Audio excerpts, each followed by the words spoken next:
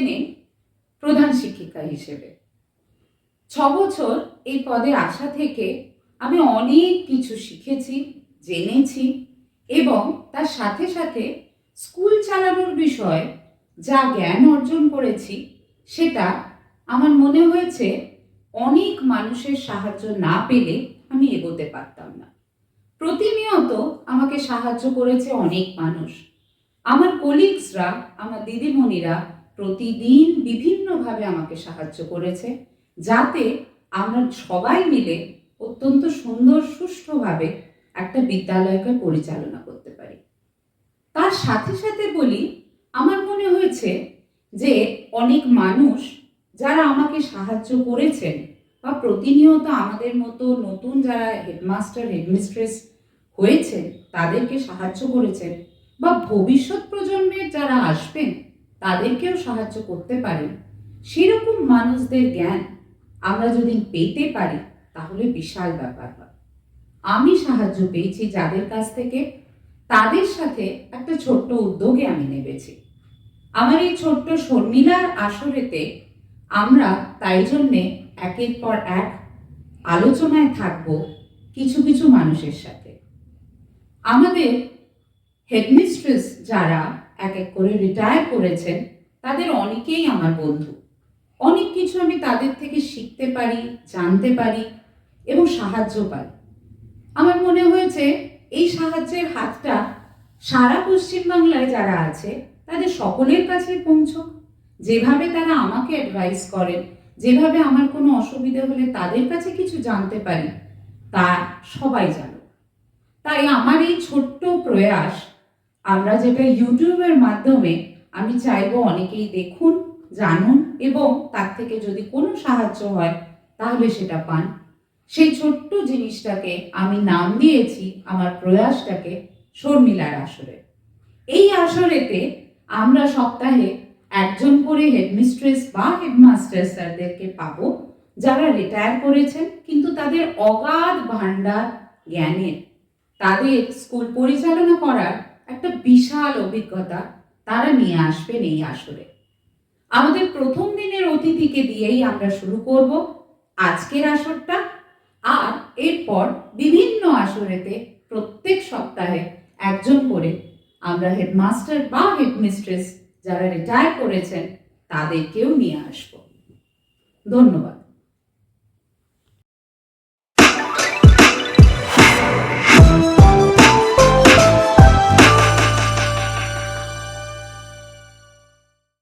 এবার নমস্কার। আজকে আমাদের মধ্যে উপস্থিত আছেন একজন খুব স্বনামধন্য হেডমিস্ট্রেস, যিনি খুব সাকসেসফুলি তার কর্মজীবন সম্পন্ন করেছেন। 4 বছর আগে রিটায়ার করেছেন নিজের পদ থেকে। সুলগ্না দি আমার খুব প্রিয় মানুষ। তিনি মতিঝিল স্কুলকে লিড করেছেন এবং আমাদের সকলকে, যারা এখন আমরা হেডমিস্ট্রেস, তাদেরকে অত্যন্ত সুন্দর করে অ্যাডভাইস দেন। আজ সঙ্গে পেয়েছি সুলগ্না দিকে, জেনে নিতে চাইব সুলগ্না দিক থেকে বেশ কিছু জিনিস। সুলগ্না দি, welcome to the show. Sharmila, তুমি আমাকে এত উচ্চ পদে বসিয়ে দিলে, আমি জানি না আমি এটার কতটা যোগ্য। হ্যাঁ, ঠিক কথাই। অনেকদিন ধরেই আমি মতিঝিল গার্লস হাই স্কুলের প্রধানের পদেতে ছিলাম। যখন জয়েন করেছিলাম তখন ইচ্ছে ছিল নিজের মতো করে কিছু একটা তৈরি করব, যা আগে ছিল না বিদ্যালয়ে। এবং যতদিন আমি কাজ করেছি ততদিন কিন্তু একটা জিনিস নিজের স্বাধীনে কাজ করেছি। কারোর অঙ্গুলি খেলনে আমাকে নড়াতে কেউ পারেনি এবং আমি নড়িও নি, কেউ চেষ্টাও করেননি। শেষের দিকে একটু অসুবিধা হয়েছিল বটে, তবে সেটাও খুব সুন্দরভাবে বন্ধুত্বপূর্ণ সম্পর্কের মধ্যে দিয়ে কিন্তু সম্পন্ন করতে পেরেছি। বাধা বিঘ্ন তো এই চেয়ারটাই আসবেই, এটা তো জেনেই বসেছি আমরা, কারণ ওটা হচ্ছে কাঁটাপূর্ণ চেয়ার। কাজেই এই চেয়ারে বসবো আর ব্যথা বেদনা কিছু থাকবে না, স্মুথলি দিন কাটিয়ে যাব, এটা তো হবে না। কারণ যে নতুন কিছু তৈরি করতে চায় তাকে তো এগিয়ে যেতেই হবে, কঠিন পরিস্থিতির মধ্যে দিয়ে এগিয়ে যেতে হবে। কারণ আমাদের মানুষের একটা বিশাল ধর্ম হচ্ছে আমরা নতুন কিছু অ্যাকসেপ্ট করতে পারি না একবারে। যখনই নতুন কিছু আসবে তখনই সামনে একটা বাধা আসবে, এবং সেটাই খুব সুন্দরভাবে বুদ্ধি দিয়ে সেই বাধাটাকে সহজে কিভাবে অতিক্রম করা যায় সেটাই হচ্ছে এই চেয়ারে সাকসেসফুল হবার একটা ছোট্ট উপায়। অত্যন্ত সুন্দর করে সুলগ্নাদি বললেন। এটাই আমার প্রশ্ন থাকে সুলগ্নাদির কাছে সবসময়, যে আমরা যারা এই প্রজন্মের হেডমিস্ট্রেস, যারা এখন হেডমিস্ট্রেস হয়ে আছি, তারা কি করে বিভিন্ন দিক সামলাবো। আর প্রতিবারই সুলগ্নাদি অত্যন্ত সুন্দরভাবে আমাদেরকে বুঝিয়ে দেয় যে কি কি করণীয়, কি কি করা যায়। সুলগ্নাদির কাছে একটু জানতে চাইবো দুটো ছোট্ট টিপস সুলগ্নাদি, যে স্কুলকে এমনভাবে সামলাবো যাতে কোথাও কোনো বাধা বিপত্তি না হয়। দুটো ছোট্ট টিপস, দুটো ছোট্ট অ্যাডভাইস আপনি কি দেবেন সকলকে আমাদের? প্রথম কথা হচ্ছে স্কুলে গিয়ে কিছুদিনের মধ্যে সহকর্মীদের নিজের কাছে টেনে নিতে হবে, যেন তারা আমার প্রিয় বোন এবং আমার বাড়িরই একজন। তাদের সুখে দুঃখে নিজেকে বিলীন করে দিতে হবে, এবং তারা যদি আমার কাছ থেকে সাহায্য পায় তাহলে আমার কাছেও তারা কিন্তু সবার আগে এগিয়ে আসবে সাহায্য করার জন্য। এটা আমাদের সবার আগে মাথায় রাখতে হবে যে আমি ওই চেয়ারটায় বসেছি মানে আমি সর্বে সর্বা আর কেউ নয়, কারণ আমার একার করার মতো কিন্তু কোনো ক্ষমতা নেই। সবার বলেই আমরা বলিয়ান, এবং সবাই যদি সহযোগিতা করে খুব সহজে আমরা অনেক বাধা অতিক্রম করতে পারবো। আমি একটা ছোট্ট উদাহরণ দিই। একবার আমি স্কুল লিডারশিপ প্রোগ্রামের কাজেই আমি বাইরে ছিলাম, ট্রেনিং দিচ্ছি তখন। এই সময় আমার কাছে খবর এলো যে বিদ্যালয়ের সামনে একটি জলস্তম্ভ তৈরি হবে, এবং পানীয় জল আমার বিদ্যালয়টি একটি চৌমাথার মোড়ে, এবং মোড়ের মাথায় সেই সৌধটি তৈরি হচ্ছে, বহু লোক সেখানে দাঁড়িয়ে জল খাবে। এবারে একটু ভেবে দেখো তো, যে স্কুল আওয়ার্সের মধ্যে যখন আমার প্রায় 1500 থেকে 1600 স্টুডেন্ট ছিল, তারা যখন ঢুকবে বা ছুটির সময় বেরোবে, সেই সময় মোড়ের মাথায় যদি দাঁড়িয়ে অনেক লোকে জল খায় তাহলে সেই জায়গাটার অবস্থা কি হয়। আমার কাছে খবর এলো হতেই হবে। মাননীয় ওখানকার যিনি এমপি ছিলেন তিনিও নাকি রাজি হয়েছে, কাজে এটা করতে দিতে হবে। আমি ওখান থেকে বললাম শুধু হবে না, আমি জায়গায় নেই, আমি আগে আসি, দেখবো, ভাববো, তারপরে ডিসিশন হবে, এখন বন্ধ। কিন্তু তা বললে তো বন্ধ হয় না। আমি যখন ফিরে এলাম তখন দেখলাম তার গ্রাউন্ড লেভেলটা তৈরি হয়ে গেছে। আমি একটাই শুধু প্রশ্ন করেছিলাম প্রশাসনের কাছে, যে আপনারা কি টাউন প্ল্যানিংটা জানেন? কোনো মোড়ের মাথায় কি কোনো অবস্ট্রাকশন তৈরি করা যায়? আর কিন্তু কোনো কথা বলিনি। আমি রিটায়ার করার 3 বছর বাদেও কিন্তু সেই জলসৌধ হয়নি, কিন্তু এখন দেখছি গিয়ে হয়েছে। কাজেই আমি অন্তত এটা বলছি রিটায়ারমেন্টের বছর 4-5 আগের কথা। কাজে ওই 5 বছর এবং রিটায়ারমেন্টের পরে 3 বছরও কিন্তু আমি আটকে রাখতে পেরেছিলাম। এরপরে তো আমি চলে এসেছি, আর তো বাধা দেবার কেউ নেই, এটা একটা কথা। কারণ এটার পরে এটা যখন এসেছিল আমার কাছে, আমি নেই, আমার সহকর্মীরা সিনিয়র যে টিচাররা ছিলেন তারা কিন্তু সবাই বুক দিয়ে আগলে রেখেছিলেন যে না, হবে না, দিদি নেই, আমাদেরও মত নেই। তারা কিন্তু অন্য অনেক টিচারকে দিয়ে মোটিভেট করার চেষ্টা করেছিল যে পানীয় জল। আমি তাদের অফার দিয়েছিলাম আমার স্কুলের পাঁচিলে 50% আমি নয় জায়গা দিয়ে দেবো, আমার স্কুলের ভিতরে 50% হোক এবং বাইরে 50% হোক, তাতে সবাই জল খেতে পারবে, কিন্তু মোড়ের মাথায় আমি তবে সৌধ করতে দেব না। এটাই যাই হোক, সেই সময় তো একটু সাকসেসফুল হয়েছিলাম। কাজে সবাইকে নিজের দলে নিয়ে নিতে হবে। আর 2 নম্বর হচ্ছে অভিভাবকদের সঙ্গে খুব ভালো রিলেশন তৈরি করতে হবে।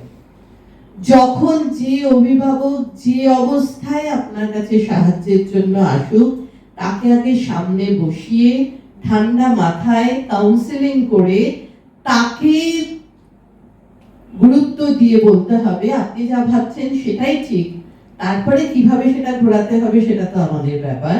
কাজে আপনি যা ভাবছেন সেটাই ঠিক, সেটাই করতে হবে, আপনি সেটাই করে চলুন। কাজে তাদেরকে খেপিয়ে কিন্তু আমরা কিচ্ছু করতে পারবো না। এরকম আর একটা উদাহরণ আমার কাছে আছে। যখন হায়ার সেকেন্ডারিতে 11 এবং 12 আলাদা হলো, বরাবর আমার বিদ্যালয় কিন্তু হায়ার সেকেন্ডারির মেইন ভেন্যু হিসাবে কাজ করে গেছে। এবং যখন 11 হলো, তখন 11 এর মেইন ভেন্যু দেওয়া হয়েছিল আমাদের স্কুলে, এবং মেইন ভেন্যু থেকে আমি তখন প্রচার করলাম, সেটা অবশ্য খানিকটা কাউন্সিল থেকেও বলা হয়েছিল যে ক্লিপবোর্ড চলবে না। সেটা প্রথমবার সবাই অবাক হয়ে গেল যে ক্লিপবোর্ড চলবে না, তাহলে কি করে হবে, তাহলে কি করে মেয়েরা লিখবে, বেঞ্চের উপর তো লিখতে পারবে না। বললাম না, ক্লিপবোর্ড হবে না, যখন ক্লিপবোর্ড হবে না। সব লোকজন মিলে কিন্তু কোলাপসিবল গেট তখন মানে প্রায় ভাঙচুর করার মতো অবস্থা, যে মেয়েদের কি করে পরীক্ষা দিতে হবে। আমাকে কিন্তু বেশি কসরত করতে হয়নি, এলাকার বাসিন্দা এবং আমার বিদ্যালয়েরই কিছু অভিভাবক এসে কিন্তু সেই মবকে সরিয়ে দিয়েছিল যে দিদি তো ঠিকই বলছেন, যে ক্লিপবোর্ডের মধ্যে তো সবাই অনেক কিছু লিখে নিয়ে আসে, কাজে ক্লিপবোর্ড ছাড়া দেখুন না, পারবে, একবার করলে তখনই পারবে। তার পরের বার থেকে কিন্তু আর কোনো অসুবিধা হয়নি। কাজেই অভিভাবক এবং বিদ্যালয় যে এলাকায় অবস্থিত, সেই এলাকার লোকাল ব্যক্তি যারা রয়েছে, যে দোকানদার যারা রয়েছে, যাদের ভরসায় স্কুলকে রেখে আমাদের চলে আসতে হয়, তাদের সঙ্গে কিন্তু খুব ভালো সম্পর্ক থাকলে বিদ্যালয় অনেক মানে দুঃসময়ের চিন্তা ভাবনা থেকে আমরা নিস্তার পেতে পারি। অনেক ধন্যবাদ সুলগ্নাদিকে। এই আজকে যে জিনিসগুলো বললেন, এই প্র্যাকটিক্যাল নলেজগুলো আমাদের কিন্তু প্রত্যেকের দরকার, এবং দুটি উদাহরণ দিয়ে এত সুন্দর বুঝিয়ে দিলেন যে কত রকমের সমস্যা আসতে পারে, কিন্তু স্কুলের কাস্টোডিয়ান সেই আমরা হেডমিস্ট্রেসরা, আমাদেরই দায়িত্ব স্কুলকে আগলাবো, আমাদের ছাত্রীদের কিভাবে সুরক্ষিত রাখবো এবং কিভাবে সকলকে নিয়ে কোন ডিসিশনের মাধ্যমে আমরা এগিয়ে যাব। সুলগ্নাদির এই বিশাল অভিজ্ঞতা থেকে আমরা সকলে এই যে ঝলকটা পেলাম, খুব ভালো লাগলো। সুলগ্নাদি, আরেকটা প্রশ্ন আছে তোমার জন্য। এই জগতের বাইরেও তো তোমার একটা বিশাল জগৎ আছে, তুমি সেই জগতেও খুব সুন্দর করে বিচরণ করেছো। তুমি ঘর সংসার এবং তোমার বিষয়ে একটা জিনিস যেটা আমি দেখেছি, আমার খুব ভালো লেগেছে, তুমি পুজো আচ্ছা করো খুব সুন্দর করে, এবং সেটা খুব নিষ্ঠা ধরে করো। সেটা বাড়িতে তোমার অনেক রকম অনুষ্ঠান হয় এবং সেটাকে খুব মেনটেন করো তুমি। তোমার নাতনি বড় হচ্ছে, তাকে অনেক কিছু শেখাচ্ছ, আর যে শাড়িটা পরে আছো তুমি, সেটা তোমার হাতে আঁকা। এই গুণ হয়তো অনেকেই চোখের সামনে না এলে জানতেই পারতো না।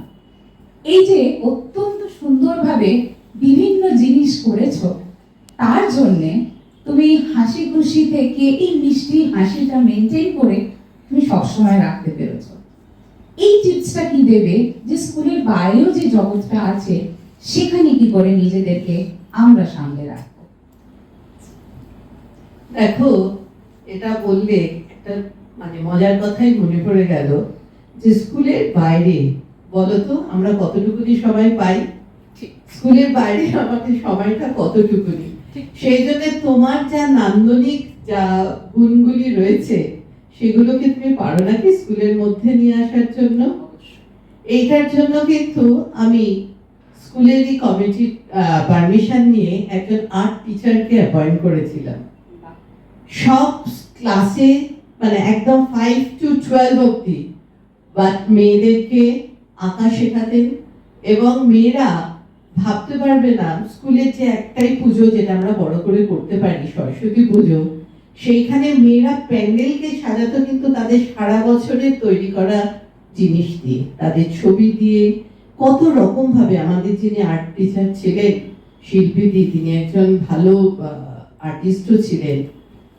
ফেলে দেওয়া সিডি থেকে শুরু করে কত কিছুর উপর তিনি সারা বছর ধরে ছবি আঁকিয়ে যেতেন, এবং প্রত্যেক বছর দেখতাম নতুন নতুন করে উনি প্যান্ডেলের মেয়েদের হাতের কাজ দিয়ে সুন্দর করে তৈরি করতেন। এবং আমাদের তো অত পয়সা নেই, কাজে আমরা কি করে তৈরি করতে পারবো বলো তো সুন্দর প্যান্ডেল তৈরি করে একটা সুন্দর আবহাওয়া তৈরি করতে। সেই জন্য মাথার উপরে যে হ্যাঙ্গিং লাইট দেবার, লাইট তো আমরা দিতে পারতাম না, তার বদলে কি হতো হ্যাঙ্গিং এ মানে আর্টেরই বিভিন্ন রকম জিনিস উনি ঝুলিয়ে ঝুলিয়ে দিতেন, যেটা দূর থেকে মনে হতো যেন ছোট ছোট টুনি দিয়ে একটা বড় প্রশস্ত মানে করিডোর তৈরি করা হয়েছে। আর আলপনা, সেটা তো না বলাই ভালো, মেয়েরা এত সুন্দর আলপনা দিত, সেটা না দেখলে কল্পনা করা যায় না। সবই কিন্তু নীতি নিজে দাঁড়িয়ে থেকে করতেন, মাঝে মাঝে আসতেন শুধু আমার কাছে, দিদি আপনি একটু দেখে যান, এবং আমি শুধুই যেতাম তার আহ্বানে সাড়া দিতে, কিন্তু কোনোদিন তার কাজের হস্তক্ষেপ আমি করিনি। আমি বলিনি যে এটা এরম ভাবে করো, ওটা ওরম ভাবে করো। সেই যে চিন্তা ভাবনা নিয়ে করতো অত্যন্ত সুন্দর, এবং তাকে বাহবা দিয়ে আরো দূর এগিয়ে নিয়ে যাওয়াই ছিল আমার একমাত্র কাজ। কাজে এইভাবেই এগিয়ে নিয়ে যেতাম মেয়েদের। আর একটা জিনিস হচ্ছে, যেগুলো আমরা কোনোদিনও স্কুলে করতে পারতাম না বা স্কুলে আমরা ইন্ট্রোডিউস করতে পারতাম না, ভোকেশনাল ট্রেনিং এর কোর্স স্কুলে চালু করেছিলাম। কারণ এখন সত্যি কথা বলতে বাংলা মিডিয়ামে যে ধরনের ছাত্রছাত্রীরা আসে, পড়াশোনার মান কিন্তু দিন দিন কমে যাচ্ছে। তবে মেয়েদেরকে আমরা এদিকে বলছি স্বাবলম্বী তৈরি করব, তারা স্বনির্ভর হবে, তার জন্য কিন্তু আমার মনে হয়েছিল স্কুলকে যদি বাঁচিয়ে রাখতে হয়, ভোকেশনাল ট্রেনিং এর কোর্স চালু করা কিন্তু বিশেষ দরকার। এবং সেই কোর্সগুলো চালু করার পরে কিন্তু সত্যি দেখবার মতো প্রচুর মেয়ে ভর্তি হয়েছে, এবং তাদের হাতের কাজ না দেখলে কল্পনা করা যায় না। আমি যেমন প্রথমে অর্নামেন্টাল ফিশ কালচার দিয়ে শুরু করেছিলাম, তারপরে সেই কোর্সটা কিছুদিন চালাবার পরে আবার চেঞ্জ করার ব্যাপার এসে যায়। তারপরে সফট টয়েস থেকে তো মানে সেন্ট্রালি বিক্রি হওয়ার জন্য আমার স্কুলে বিভিন্ন রকম ফোন আসতো, যে কোন মেয়েরা কিভাবে কি তৈরি করছে, তাদেরকে বলুন বিক্রি করতে, মানে ওরা কিনে নেবে সবটা। কাজে এইভাবে তার একটা উৎসাহ পেত। আর একটা ছিল, আরো দুটো কোর্স চালু করেছিলাম পরবর্তীকালে, যেটা ওয়েস্ট বেঙ্গল গভর্নমেন্টের সেকেন্ডারি বোর্ড অফ এডুকেশন থেকে দিয়েছিল, ক্লাস 9 থেকে যে ভোকেশনাল ক্লাসটা করতে হবে, যেটা নিয়ে ওরা 11-12ও করতে পারবে। দুটো কোর্স চালু করেছিলাম, যে মেয়েদের সাজের প্রভাব দেখেছিলাম প্রচন্ড বেড়ে যাচ্ছে, সেই জন্য বিউটিশিয়ান কোর্স করে দিলাম। মেয়ে তোরা যত খুশি বিউটিশিয়ান কোর্স কর, কিন্তু মন দিয়ে কোর্স কর, স্কুলেই থাক, যা কিছু শিখবি স্কুলেই করবি, এবং স্কুলের দিদিদের সহায়তায়, বন্ধুদের সহায়তায় তারা সুন্দর করে সাজবে। সত্যি তো সাজাটা তো খারাপ নয়, পরিষ্কার পরিচ্ছন্ন হয়ে মার্জিত যে সাজগোজ, সেটাও কিন্তু মানুষের মনটাকে অনেক সুন্দর করে তোলে। সেটারও একটা দিকে প্রয়োজনীয়তা আমি অনুভব করেছিলাম। আর একটা হচ্ছে ট্রাভেল ট্যুর অ্যান্ড ট্যুরিজম, এই কোর্সটা চালু করেছিলাম। এটাতে তো ফাটাফাটি ব্যাপার হয়েছে। চালু করার পরের বছরই যেটা আমি করতাম, সেটা সরস্বতী পুজোর সময় একটা ফেস্ট তৈরি করে দিতাম। মানে আমার তো নিউট্রিশনও ছিল আর হেলথ কেয়ার ছিল ভোকেশনাল কোর্সে। তো তারা যে বিভিন্ন রকম রান্না বান্না করতো, সেই রান্না বান্না দিয়েই কিন্তু বিভিন্ন ঘরে নানান রকম আইটেম তৈরি করে মেয়েরা সেদিনকে বিক্রি করতো। প্রচুর মেয়েদের ভিড়। এটা করার আরেকটা কারণ ছিল, সরস্বতী পুজোয় মেয়েদের অ্যাটেন্ডেন্স খুব কমে যাচ্ছিল। তারা কেউ কিন্তু বিদ্যালয়ে সরস্বতী পুজো, কি আমরা যেমন পুজোর কাজের জন্য সকাল থেকে চলে যেতাম, বসতাম, তারা কিন্তু আজকাল আসে না। সেজে গুজে কি করে তারা ঘুরে বেড়াবে, শুধু তাদের সেই চিন্তা। তো সেইটার থেকে একটু মনটাকে নিয়ে আসার জন্য খানিকটা সময়ের জন্য দেখতাম তারা বন্ধুদের সঙ্গে খাওয়া দাওয়া করছে, বিভিন্ন রকম যা জিনিস মেয়েরা তৈরি করতো হাতের কাজে, সেগুলো করতো। আর একটা কোর্স থাকতো ট্রাভেল অ্যান্ড ট্যুরিজমের উপর ভিডিও শো। কোথায় কোথায় বেড়াতে যেতে পারে ভারতবর্ষের মধ্যে, এবং আস্তে আস্তে ভারতবর্ষের বাইরেও, কেন সেখানে বেড়াতে যাবে, সেখানকার আর্থসামাজিক অবস্থা, এবার খানিকটা জিওগ্রাফিও সেখানে ঢুকে গেল, সেখানে কি চাষ হয় বেশি, বা কিসের থেকে তাদের ইকোনমিক্যালি গ্রোথটা হচ্ছে, এই সব কিছু মিলিয়ে একটা সুন্দর শো হতো। এবং তারা বেশ সুন্দর করে তারা থাকতো। তো এইভাবে মেয়েদেরকেও কিন্তু স্কুলে নিয়ে আসা, নিজেদের বলছিলে না শর্মিলা তুমি যে কি করে আমি আমার এই আঁকার জিনিসগুলো করতে পারি, এইগুলোই কিন্তু স্কুলের মধ্যেই নিয়ে এসে মেয়েদেরকে দিয়েই করিয়ে আমি কিন্তু বেশ আনন্দ পেতাম। আর একটা হচ্ছে অনুষ্ঠান, নাচ করতে খুব ভালোবাসতাম, গান এবং কবিতা আবৃত্তি এবং সমস্ত কিছুর মধ্যে সরস্বতী পুজোর সময়ও কিন্তু এই যখন উদ্বোধনটা হবে তার আগে কিন্তু একটা প্রোগ্রাম হয়ে যেত, সেই প্রোগ্রামে অংশগ্রহণ করতে এবং সারা বছর তো বিভিন্ন রকম প্রোগ্রাম থাকতোই। সেসবের মধ্যে দিয়ে মেয়েদেরকে পড়াশোনার সঙ্গে সঙ্গে কিভাবে আরো চারপাশে এগিয়ে নিয়ে যাওয়া যায়, এটাই ছিল একমাত্র ভাব। আর কি, এই তো। অনেক ধন্যবাদ সুলগ্নাদি। আজকের এই আসরে অত্যন্ত ভালো লাগলো এই কথাটা ভেবে যে সুলগ্নাদি কতটা সময় আমাদেরকে দিল, কতটা সময় দিয়ে আমাদেরকে বোঝালো এবং অত্যন্ত সুন্দর অনেক কিছু জানলাম, বুঝলাম। আমাদের শেখার পালা এখন। তোমার কাছ থেকে শিখছি প্রতিদিন। আমি জানি আজকে ভিডিও যারা দেখবে তারাও অনেক কিছু শিখবে তোমার এই বক্তব্য থেকে। খুব ভালো লাগলো সুলগ্নাদি, আবার এসো, আবার শিখিও। অনেক ধন্যবাদ আজকের এই আড্ডায়, তোমাকে পেয়ে ভীষণ খুশি। Thank you. আমারও খুব ভালো লাগলো শর্মিলা তোমার সাথে কথা বলে। আজকে তাহলে এখানেই শেষ করি। টাটা। ধন্যবাদ।